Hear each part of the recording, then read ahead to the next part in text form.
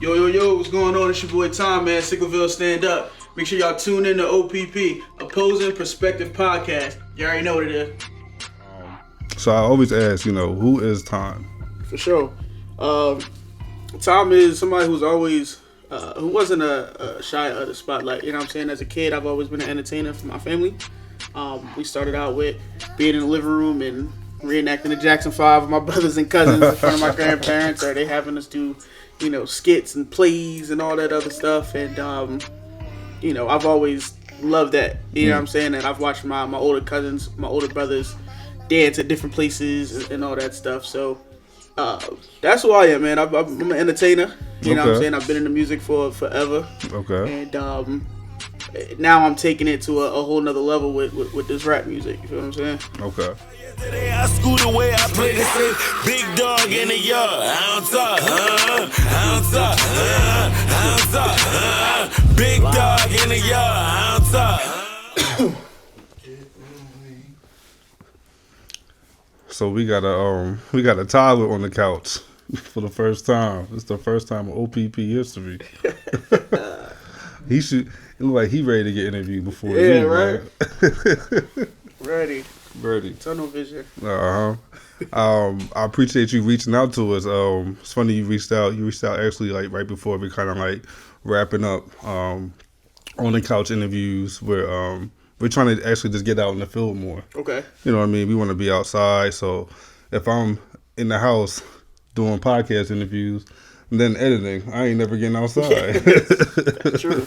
So we might as well just do the interviews out and about as we've been gaining more equipment to be able to finesse that and do that. Okay. So yeah, so this is dope. And then like I always like meeting new artists, especially artists, that's out here in the Ville that's doing their thing. So when you guys told me y'all were from out here, I was like, oh, okay, because I think I may have had two or three artists I interviewed from the Ville. Okay. So you would be the fourth one. So right. I like that. Shout out to the Ville, man.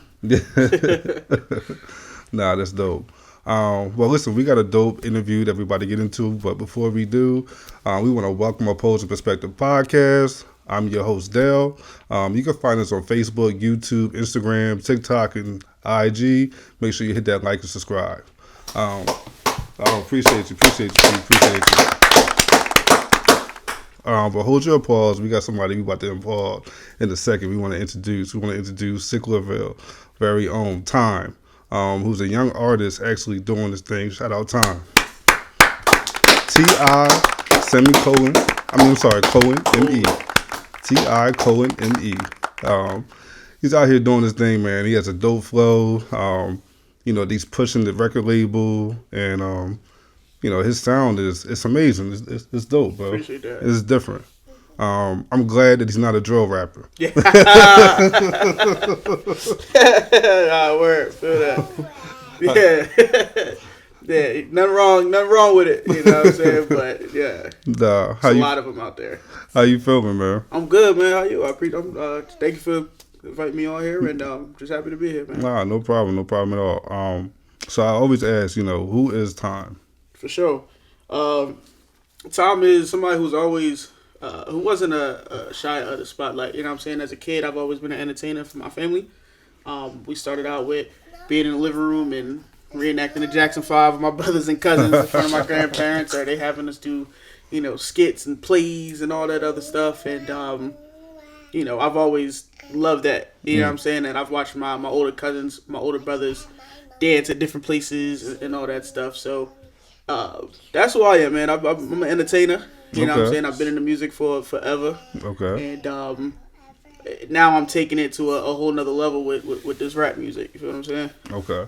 So, we're going to get into taking it a whole nother level, but what made you start taking, hip-hop and your music serious to the point where you're financially invested? Because, music, equipment, studio time, all of that stuff, any marketing tactics, that stuff is not cheap. Yeah, and I do agree with that. It's not cheap. However, a lot of that stuff you don't care about, and you're willing to do it when you have the passion for it. You know what I'm saying? When you just care for music. Growing up and listening to the music I was making, you feel what I'm saying? Growing up in well, not the music I was making, music I was listening to. I guess I should say the music I was introduced to. Yeah. Just made me fall in love with music and wanted to do it on my own. Okay. Hey, you good? You excited? Well, he like the spotlight just like me. I know, I can tell. He ready. So, so just doing that and being so inspired by how the reaction, my uncles, my dad, how, they music, they bumping in the cars and stuff like that. I always appreciated that. You know what I'm saying? So that's why I got into the passion of even just rapping with my brothers, you know what I'm saying? And doing little freestyles as kids, and then that turns into, hey man, I want to do this for the rest of my life, or I want to, pursue this maybe as a hobby at first or something like that. So that's really where the start happened. You feel what I'm saying? And then taking that and just going, man, let's do this for real. No, was your folks in music or anything? Oh yeah, for sure. I have an auntie, my aunt Tiffany. She was actually in a group signed to Motown called Shades. Okay. Back in the day. I don't know if you know probably what their song is. Tell me your name. Are you sure? Oh yeah. How much money did he make? Okay. Yeah, that's my aunt Tiffany. Her Ray Allen's, I believe, current wife was also was a part of that group as well. Okay, no, I didn't know. Okay. So shout out to Shades, love y'all, love you, Aunt Tiff. Okay. She was part of that group.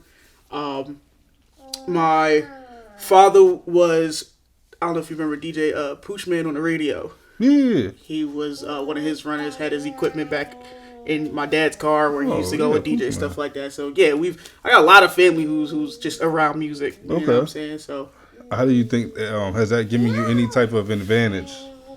Yeah, I believe so. Okay. And I think it gave me an advantage because it surrounds me with music. Okay. And all I've ever been in my life was surrounded by music. I got you. So the one thing I ask, like, what message are you trying to convey in your music? What are you trying to say? So, we're taking the lyricist route, and come here, bud. I feel like you're just fighting sleep. Yes. Be quiet. You want to say hi? Look right there. Say hi. You want to wave? Oh, okay. Now be quiet. No, the spotlight on you. Right. Yeah. Now the spotlight on you. All done. Good job. Good boy. So we're taking this route as a lyricist, right? And how hip hop started when it came to the what people were saying, because that's what it was glorified, was the lyrics. Rather it was reality rap, what NWA talking about, what they went outside of their world and what they seen, whether it was Curtis Blow, whether it was Biz Markie and him just having the love. His lyricist was all about the love of music and hip hop. Taking that into my style, I wanted to merge it all. Okay. Because there is real life things out here that's going on, especially in this crazy world that we live in. Me starting music as a teenager, going through different teenage emotions and learning what love is and learning who yourself is. All that stuff is played in my music in different times. If you go through my first song that I ever dropped versus now, it's almost like telling my life story, starting from the young man, the young adult, into being an adult now with being a father and stuff like that. So every implication of life, being an adult, comes through my music. Right now I'm dealing with grief. I lost my father back August 23. So the Jeffrey Son album, that was my father's name, was Jeffrey. That whole EP was a rendition of an old CD that my dad had. He used to play in the car on repeat all the time, and it consists of like Boogie Down Productions. You know what I'm saying? The Bridge Is Over, all Mad Lion music. You feel what I'm saying? Smooth B. It's D Nice. You know what I'm saying? So that was that. And in that, my lyrics just portray I'm going through grief, but my father told me I was nice. So it's like flexing, but going through my stages of grief at the same time. But different things like that. Born with a Dream was my first studio album. And in that, I was just telling the story of a kid with a dream who wanted to make music more of just a passion. You know what I'm saying? More into the lifestyle and the career. So every instance of that whole album until you get to the end is me starting it and why I started it. Okay. So that's pretty much my discography and how I'm doing that. Okay. No, that's dope. So how long have you been going? Like, would you say you've been putting like quality songs out, not just freestyles or anything? Yeah. So it had to be serious music. It had to be like around COVID time. Okay. So about 4 to 5 years. 4 or 5 years. Okay. You know, I've dropped before then, but as far as taking stuff serious. You said you dropped. Yeah, I dropped music okay. before then. Okay. You know, like on SoundCloud or different things like that, or just stuff that I never really got mix and master, just doing it on my own. But if we're talking about serious quality music, like COVID time, because that's when I met Colossal Records and my guy Tim and Zay, may he rest in peace. And they had a studio and they kind of helped me hone my skills, artist development. That was the first time I ever took the back seat and became a student of the game again, which allowed me to create the quality that everybody knows and loves now with all of my music. Okay. So being from the tri-state area, it's really hard to, especially in South Jersey, it's really hard to, get to that next level, to really, really push and get yourself out there. What makes you want to keep going? Is that discouraging at all to you? Not really. Like I said, it's hard to be out here in this area. When you got talent, when you know you got talent, you're confident in your talent, people telling you you're talented, and you're just like, I want more people to see it. It does. But at the end of the day, when you have the care for music, right? When all you care about is putting it out, making it to your liking, and it's touching, it is touching people. You're confident it's touching people in general. That's where the encouragement comes back. You feel what I'm saying? Of course, anybody who's working rather on this level under where I'm at, even above wherever you're at, it can be discouraging because you're like, I want these numbers to be more. You know what I'm saying? I want to take this and I want to be on XXL tomorrow. Or I want to do Made of America next week. It can be discouraging. But when you hone into, I just made a dope track. You know what I'm saying? That one person that you might see that you don't talk to like that hits you up and go, yo, just listen to your track and I loved it. That's what keeps it going. So, I mean, don't get me wrong, it's a marathon, not a race. I can be here for a minute knowing that I'm making great music because it's going to catch. And that's what keeps me going. Just the fact that I know I'm talented and I get told that every day. That's what's up. So I want to ask, about your producer, engineer. Sure. Would it be manager as well? Yes, managerial position, sure. He doesn't like the title, but I used to want to be a manager, and I hate the title too. I don't want to be a manager at all. Because I feel like it puts you in a box, man, and you're expected to do so much. We all are one team. You know what I'm saying? Like even I myself have done managerial things, but booking and what I'm saying. Time slots and all that. Like I've done it too. My guy Tim, shout out Swaggy T, he's done it. He does it a lot, and I have to say I appreciate him for doing all of it. We have Allie, what I'm saying, she serves as an A&R type, managerial type, booking person type. Everybody does it together. It's one team. We call it the nucleus. You know what I'm saying? So yeah, I got to give a big shout out to them, but he's also a producer too.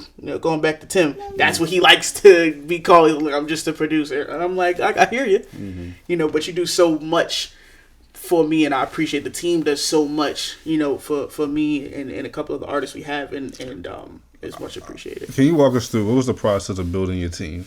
For sure.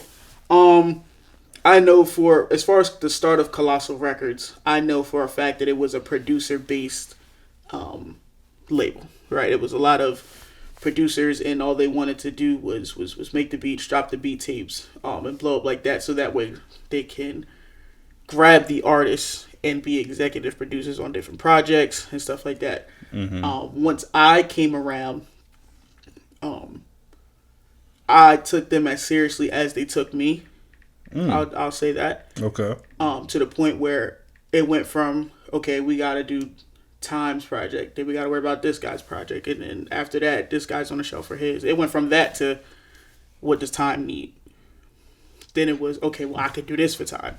I could do this. Yo, Time needs this. We got him. I'll make the beats. And it went. Is Time the face of Colossal Records? As an artist, yes, I will say it. Yes, okay. I am. Yes, okay. I am. For sure. I'm definitely the face. And I also feel like I was the front line. You know what I'm saying? I was the guinea pig. I was the first one to do it, to drop a studio album with them. Okay. You know what I'm saying? The first one to perform with them. The first one to do it all. And then everybody after me also comes to me now with the artist development advice and stuff like that. Like, I work closely with everybody who's helping me to help everybody else that's coming up within there, who we're finding and all that. So, definitely the face. When it came to that and building the team, it almost was just like hand in hand, right? Okay, we got the song. All right, now we need the mix and master. Yeah, I could do that for him. Cool. Bam. After that's done, hey, we got it out. We need somebody to promote this more than just repost it on Instagram, right? Oh yeah, well, we got this option. We could do this. Cool. We've done it. Performances. That's where Allie came in. Once again, shout out Allie. Hey, I got this. You could do this. Perform this here. We got this here. Over Virginia at my old college. We could do. Bam. And then now we're even at that point now where we're like, okay, what else can we do to upgrade that? You know what I'm saying? Whether it's upgrade the team that has different strengths and focuses, you know what I'm saying, to get it out there more, or strengthen our skills so for the people that we do have, we'll still help to grow it more. No, I like that. I like that. Why do you think they believed in you? Couple reasons. One, I'm me. Like what? Like, was there anybody else that they were considering? I'm gonna go messy. I'm pretty sure. And like I said, it's not like it was a competition or anything. It was just more so I was available and ready to work. Mm-hmm. We've had multiple studio sessions where we come in, we got a beat, everybody's writing, I got something, I go in there, record, straight. Yo, tell the mixing master dude he got it. Oh, you want to take it done? What? Most times I have. I've had to punch in here and there. I've had to restart a couple times. I'm looking at your boy to confirm. He ain't gonna side eye you on that one. Yeah. I've done a lot of straight through, but I just also done a lot of just professional. Like my professionalism is out this roof. And I think that's just based off how, like I said, how I was raised and the people I was around. I just always was. That's lacking in a lot of artists. Yeah, for sure. My professionalism is very up there, and that's where my confidence comes in anything. I go in. I always got a plan when I go in. If I know we're recording this, bet I'm coming in. It's already written. I go in there, record, listen to it. All right, bet let's do another take. We in there. All right, cool. And then these songs, and I also like making sure projects are done months beforehand we even think about dropping. Jeffrey's Son was done. That's tough because when I'm done a project, I'm ready to release it. Yeah, Jeffrey's Son was like our first time where I kind of like grabbed the rings on my own, like I said, because it meant more to me, for my father or whatever. And I was like, yo, I need this done months before. We got it done. I dropped it on my birthday, April 11th, 2024. We had it done probably March 11th. I had to sit on the project for so long, and there's so many heavy hitters on there. I didn't even want to like send the file out to anybody. But I was like, listen, as professional as I am, I have to stay focused and disciplined, and I did really good. I didn't send it out. Only people that knew about these tracks were the ones in the studio, and it just upped my value as a professional artist. You know what I'm saying? So, yeah, I think that's why I'm the one to be like, or everybody's like, yeah, time's the guy. You know what I mean? Get Mine is probably like my favorite track on there. You want to discuss the concept behind Get Mine? Yeah, so the beginning of Get Mine, the kicker off to the album, well, I keep saying album, the EP, it's a sampled from Dragon Ball Z. It's a Dragon Ball Z movie in the beginning. Okay. And it's the BoJack movie where Gohan, he finally reached Super Saiyan 2 after he defeated Cell. And it was a part in there where obviously, Goku died from being from Cell or whatever. Mm. And they're laughing. He goes Super Saiyan 2. And if any of y'all know, Gohan Super Saiyan 2 as a teen was the craziest transformation, the craziest anime character ever. But he screams out, you forgot one thing. I'm my father's son. and whoops everybody. And you know what I'm saying, for the rest of the movie with one swipe, one key blast or whatever. So that it was almost like the mood marker for the whole project. And Get Mine was the start of me just talking. I can cuss over here, right? Just talking my shit as my father told me. You know what I'm saying? My father told me I was the chosen one and different things. He told me a lot of things before he passed. And I wanted to flex how great of a person, artist, and man I was in my father's eyes. So Get Mine, and it didn't come easy. So working on it, sleeping on it, praying on how to be a true man in this light here in this crazy world. That's how those lyrics came up. You know what I'm saying? So now it's just more me being real swagged out with telling people I'm a great man. You know what I'm saying? So that was Get Mine. Which, like I said, that just set the tone for the rest of the album of just flexing on being genuine. Mm-hmm. You know what I'm saying? Yeah. Bad, you know. Yeah. That's another same thing. Same thing. The whole EP is the same thing. If I'm a big superhero person too, my father was as well. My favorite superhero is Captain America, right? He's my favorite superhero. I was got the super strength and all that stuff. He's the leader, but he was also a good man, right? Anybody took that super soldier serum, it just elevated what they already had. That's why you've seen some people who take it become evil. You know what I'm saying? You see some people take it, become more arrogant. Mm-hmm. Captain America, Steve Rogers ain't never have that. He was always stayed a good man through the whole thing. Mm. So take Captain America and throw some swag on him and flex on how much of a good man he is, and you get bad. You know what I'm saying? He's a bad motherfucker for real. You know, so that was the biggest one there. Okay. Well, listen, we're gonna we're on 20 minutes, so we're gonna go ahead and take a quick break as we need to, because he hammering your phone. Oh man. What's up?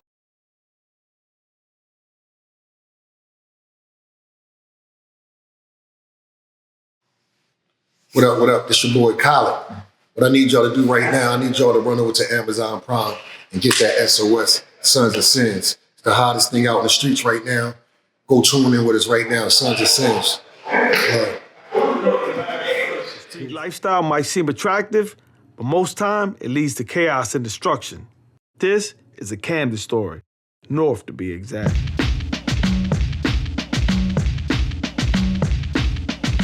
I've been talking to Big Shot.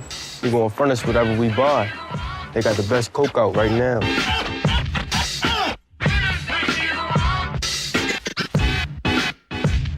You ready for that mission? Hell yeah. Just wish I knew more about it though. They going in there strapped for war, man. This shit's serious. We gonna do more than just trap, you know? Man, give me everything, man. What the fuck? What the fuck happened? Got him! Niggas respect the big guns. It's an intimidation factor, you feel me?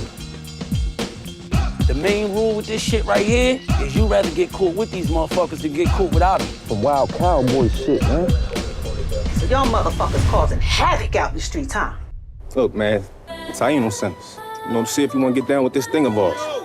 Why Taino didn't come, man? We 20 years in. Just make it happen, man. Fuck them Camden niggas, you know? You know, it's always a green light. Hey, listen, man, we got something online for you, man. You up for it? Who it is? All your friends is dead. What, you trying to be the next one? I done came a long way from being broke. Just to know these streets ain't never give us hope. Thank God I was born with the hustling and stay solid through the shit that broke the mother niggas.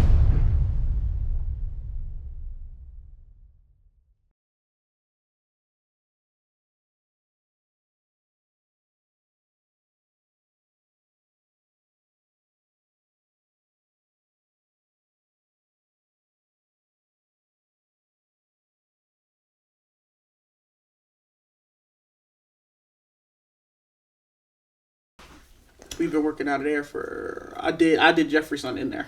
Oh, okay. All right. Well, we back with Time with OPP. Back from break. We about to talk about Time's actually latest single that he dropped last month in April on your birthday. Yes, sir. Yep. So April 11th is my birthday. Every year since 2019, April 11th, I've been dropping for my birthday. That's always been my thing. It's probably something I'm going to forever always do. Give people something in celebration of me. That's how I've always seen it. I think you just want to party to your own music on your birthday. No, for sure. I don't want to listen to nobody else but my shit on my birthday. Yeah, I want to give people a reason to fuck with me on my birthday. You know what I'm saying? You know, you throw the post out there and you get the happy birthdays, but I want like yo, happy birthday. This is dope. You know what I'm saying? Your birthday is when you get probably the most shine in your life for some people. So definitely taking advantage. I took advantage of that every year and just been dropping. But yeah, so Halo is my recent one. Once again, I'm a big superhero guy, and video games as well. Okay. And Halo is actually has a Halo sample to it. The game on Xbox. That whole thing is sampled from the theme song of Halo. Okay. Why Halo? Halo was one of the first games I was ever introduced to. Okay. By my uncle. Okay. You know, you got those cool uncles that put you on the rap music and the video games. He was the one that had the Dreamcast and the Liquid Sword CD. You know what I'm saying? So we played Halo 1, 2, and 3 with him. And Halo's just always been my game for me and my two brothers and my cousins, of course. But the soundtrack alone is so iconic. You know what I'm saying? And I wanted to catch the ear of, you know, not just your hardcore hip hop people. Yeah.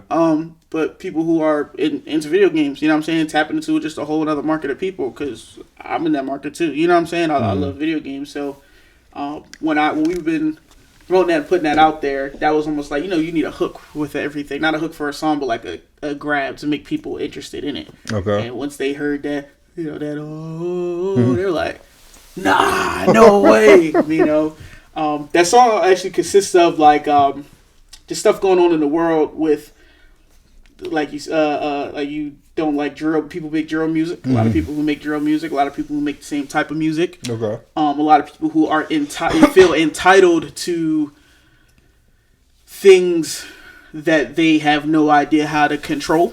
Okay. You know, money, fame, glory. Okay. And one of the things I say in there is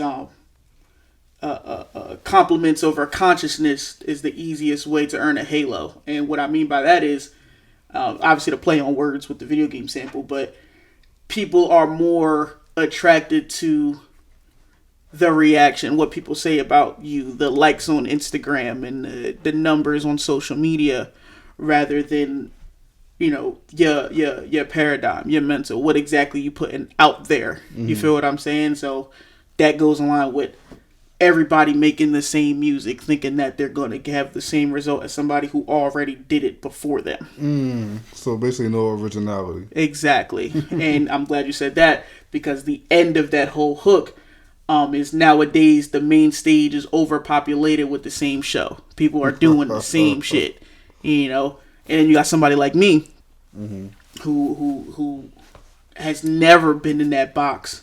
I tried it as a kid, but never really fit into that box in that style or even that mindset. So that's what Halo is.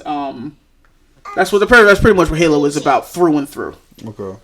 And it's very simple. It's kind of short, but it's effective. I'm really big on simple and effective right now. Who produced the track? Tim's brother, actually. Okay. He's part of Track Cada. So shout out to my boy Jason Steele and the Track Cada crew. He produces a lot for Del P. Oh yeah. Okay. And I know Del P got stuff with like Freeway and all that. So they're heavy over there. So shout out to them. And he's also did Step in the Room as well. So Jason Steele, Track Cada, they're dope. Step in the Room. Off the Jefferson EP. Okay. And so what's crazy is any producer that I've gone to, you know, obviously it's all in house or whatever, but I give them the sample. I'm the crate digger. I'll go and find that disco song that I did, that Lee Harvey Oswald or that. Do you produce as well? No, Crazy enough, I never. But you just know what you want. Yeah, you know what I'm saying. I've sat down. I have my own beat pad and different things, but my own. I have Serato sampler. Like I've done things just to get a feel of what I want, but I never wanted to do it. I just wanted somebody to paint the picture for me because as a producer, that's what you want to do for your artist. Mm-hmm. You know what I'm saying? So I'll do those crate diggings and all that, find the samples and be like, I want you to do this. Wow. So how many producers do you guys have? Yeah, so this is for Colossal Records. For Colossal Records, at first it was 2. It was Tim, and it was Zay. Okay. Like I said, unfortunately Zay passed away. So then it was Tim and one of the other artists at the time. His name is Mirmac. He took on the reins after Zay passed away and became like the producer. Okay. So he also produced a lot of different things on Jeffrey's Son, on Born with a Dream. He's also like the engineer and master guy as well. So he's mastered every track that you've heard in my discography. Okay. And then Jason's brother. I'm sorry, Tim's brother Jason. You know what I'm saying? And he's been a part of this as well too, and I have to tip my hat off to him because he's dope. You know what I'm saying? Probably one of the dopest producers I've worked with. So it's just them. So is Tim the best producer out of them? Oh, we getting messy. Is Tim who's the best producer at Colossal Records? I will say the best producer. I don't know, man. I love everybody's style. I might plead the fifth.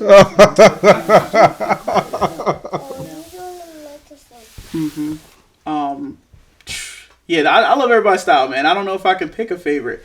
I will say Mirmac has done more. He's done the most. Okay. And Jason, Tim's brother, has a lot of heavy hitters, like a lot of heavy hitters. So it's got to be one of them two. It's not Tim.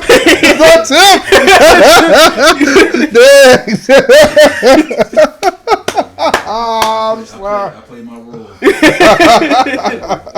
Oh man. Yeah.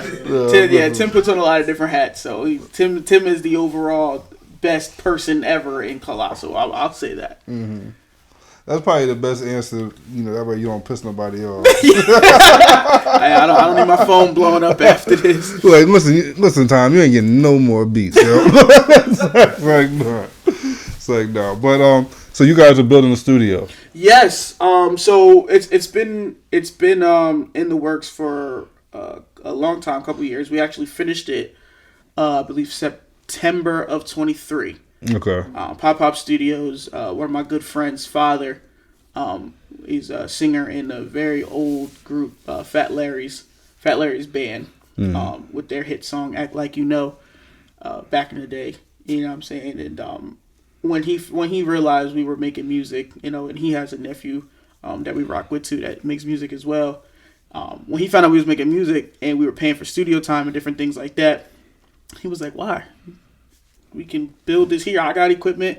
Rather invest your money on the equipment, and you got your engineers and stuff like that. Let's do it here." And he old head, man. He's like 60 something, but he worked like handyman, just did it all himself.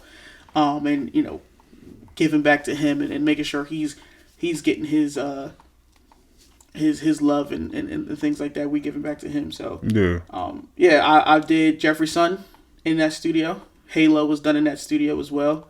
A couple different projects. I'm on a collab project with me and Mirmac. Brutus and Cassius was also in there. We did it in that studio as well. That's where Kicking It Live, you mentioned that earlier. That off that EP, we did that in there.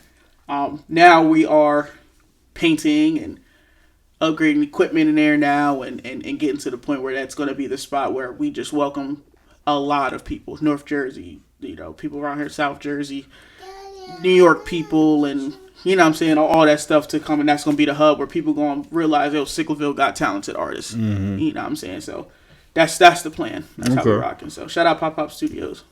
So I want to go back to Halo. So it was just one single you dropped? Yeah, just one single. What's the next time you dropping? You gotta wait till April 11, 2026? So, the next time I'm dropping will definitely be before April. Okay.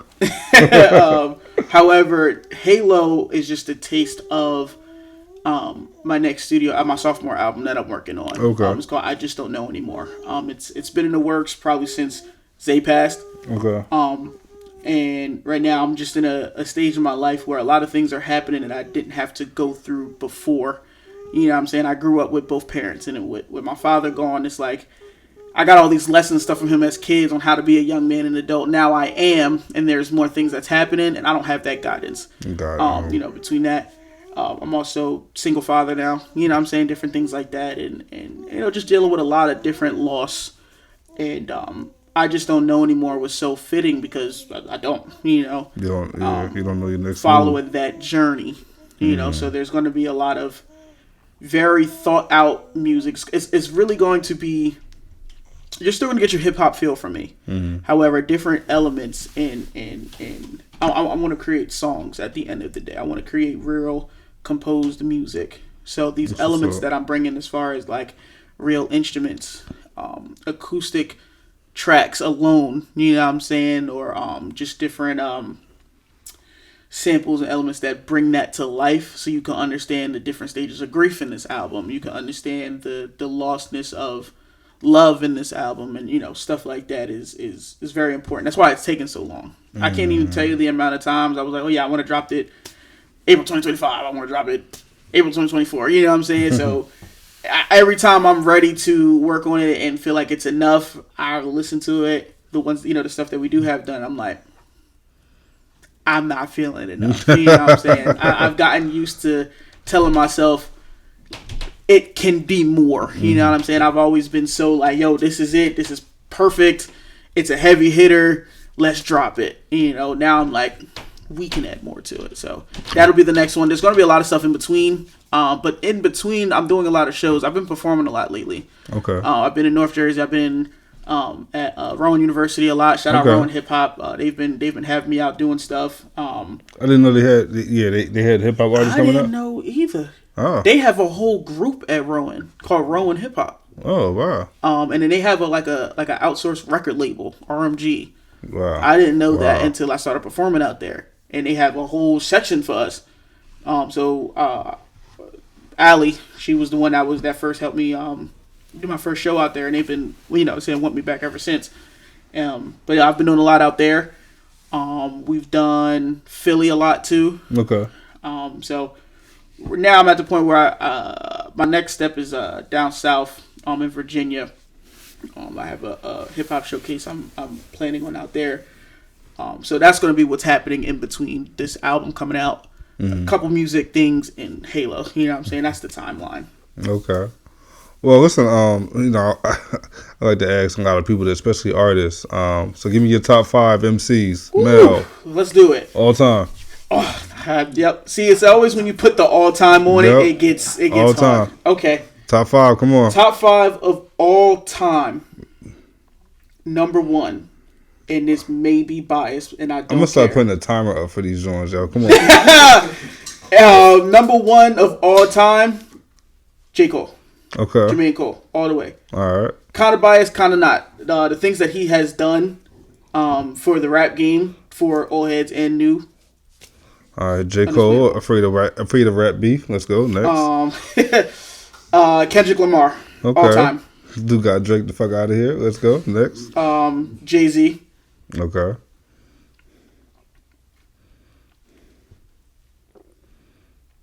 That's 3. Got 2 more. Lil Wayne. Okay. And at number 5, it's hard because then you skip out on so many people that are great. I'd have to go with Nas. Okay, no, that's good. That's a good pick. All right, top 5 right now. Top 5 right now. J. Cole, number 1. He's still doing it for the game. Okay. Kendrick. Okay. Right now. Corday. In my top 5.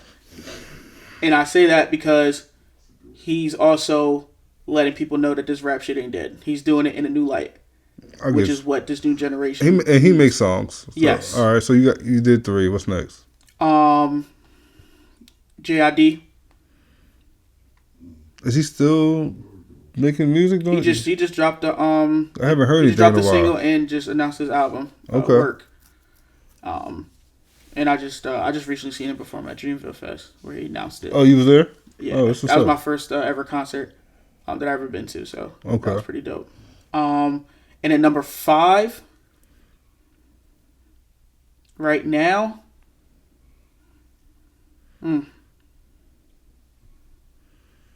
That's a hard one. Cole, Kendrick, Corday, Jid. I mean, I'm not gonna lie. I have to put Drake. I have to put Drake on the top 5. If you don't put Drake on the top 5, you're kind of tripping. Top 5 male R&B groups of all time. Top 5 male R&B groups of all time. In no order. Jagged Edge. He did better than Keen, yo. He did better than Keen, I say. Y'all know him? Yeah. Jagged Edge, Boyz II Men, New Edition, which is probably number 1. Oh. Like I said, this is no order. I have to think.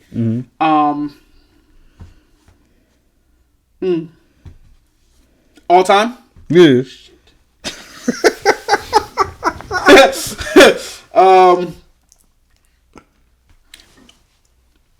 I'm about to go old school. Are we considering the Temptations that? Yeah, you can. You say all time. Temptations for sure. All right. Okay. Nah, I rock with that. All right. Top 5 female MCs of all time. Well, that would have been Jodeci. Would have been number 5. Yes. Hold on, baby. Female MCs of all time. MC Light. Yep. Rhapsody. Yep. Rhapsody all time. That's tough. But go ahead.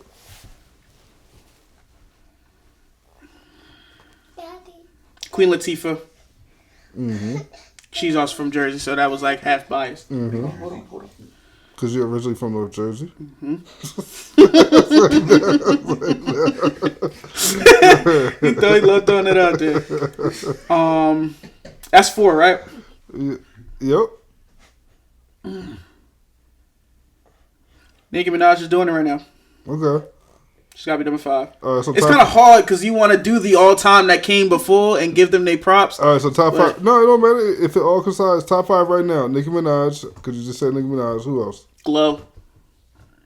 All right. You say it right now. Yeah, I got Glow. Her little sexy self. You said, oh, her little sexy self. Yes, absolutely. Oh, damn. Lotto, I think is dope. Yeah, that was cool. What's that, 3? Come on, don't drop the ball now. You've been doing pretty decent. Come on. MCs though, right? Not singers.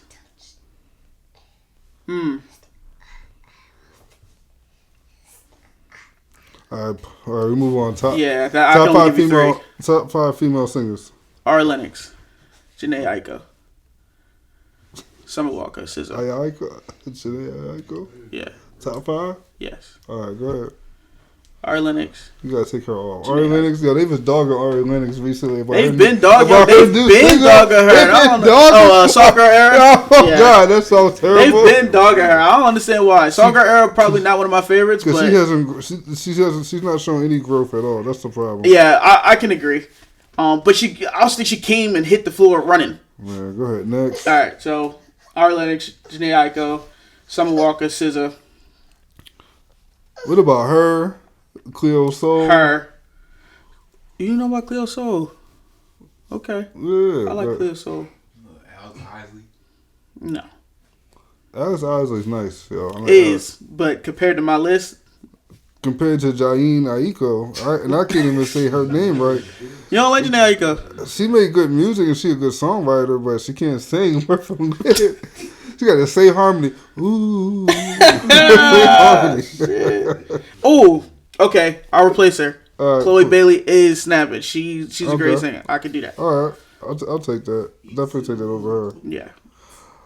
That was easy. Top 5 female singers of all time. Damn, that's a long list, bro. That's the last one. Come on. Badu. All right. Come on, man. Come on now. I'm counting on you. Alicia Keys. All right, I'll take that. Beyonce. You know, I only liked her first album, but who? Beyonce. Nah. Well, Beyonce too, yeah, because Beyonce went like kind of left. Yeah, not for sure. Then she was Sasha Fierce, and she was Beyonce. Then now, you know, somebody else. So I can't keep up. Alicia Keys, Beyonce, Rihanna. All time? Oh, not yet. This is all time. Damn. All time is crazy. The album. All time is crazy.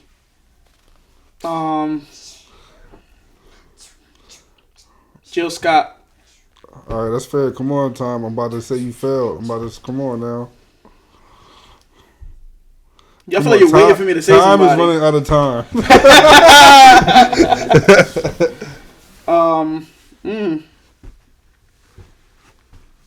I don't know who you want me to say. but of all time,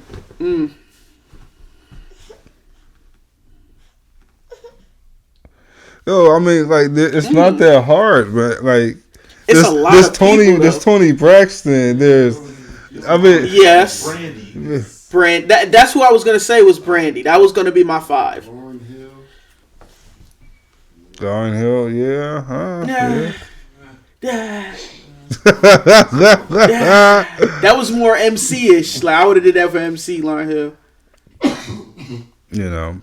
Well, listen. That's that's dope. That's dope. That was fun. But listen. So, any shout outs? Anything you want to talk about? What's next before we wrap for up? Sure. Like I said, I just don't know anymore. Officially announced here. Coming soon. Shout out to the Grace family. Shout out to my family. My mother, my brothers. I love y'all. Shout out to Trey, even though he's right next to me, my boy. Shout out Colossal. Shout out my personal brand, Superworld. And just shout out to the homies that's making real music that y'all care about. You feel what I'm saying? Not just for the money and fame, but because it's touching people's hearts and souls. That's pretty much it, man. I appreciate you having me again, for real. Oh, no, that's dope. That's dope. No, this was a really dope interview. Make sure y'all tune in to Time. He's a dope artist. He makes really good songs, good music, quality music, bar heavy, definitely has concept and has a message to convey. He's on every streaming platform, Apple Music, Tidal, YouTube. Make sure y'all check him out. And make sure y'all like and subscribe to his channel as well. And that wraps up our episode with Opposing Perspectives. I'm your host, Dale. You can find us on Facebook, YouTube, Instagram. Make sure y'all like and subscribe. Thank you. That's a movie. All right.